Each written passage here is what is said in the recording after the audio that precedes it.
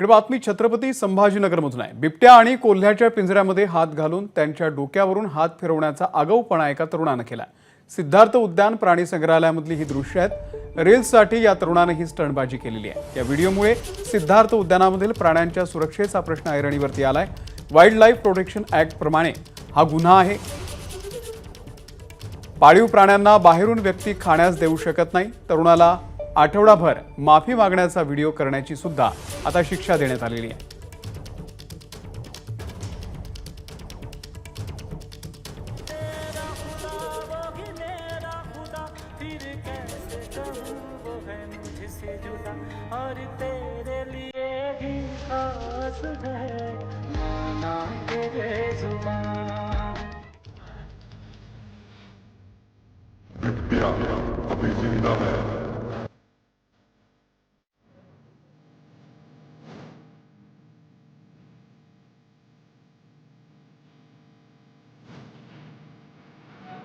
मेरे पास है मेरी कथा है बंदी जीने त्याला पण हात त्याच्या डोक्यावर हात फिरवलाय, कोल्ह्याला पण त्रास दिल्याचं लक्षात येतं।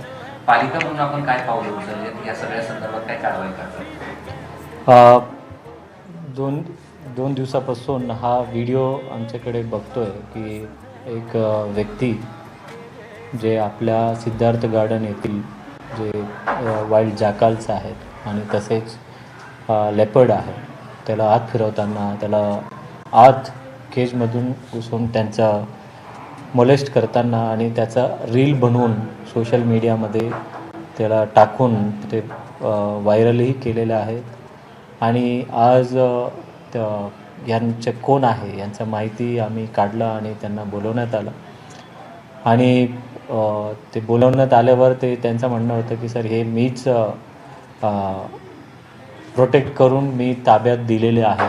तो गोष्टी आम्ही व्हेरीफाय करतो ते बाब वेगळी आहे, परंतु वाईल्ड लाईफ प्रोटेक्शन ॲक्टमध्ये कलम सेक्शन 38J मध्ये कोणालाही जूमध्ये असलेल्या प्राणींना टीज करता येणार नाही, मोलेस्ट करता येणार नाही, काही खाऊ पण देता येणार नाही। एबीपी माझा, उघडा डोळे बघा नीट।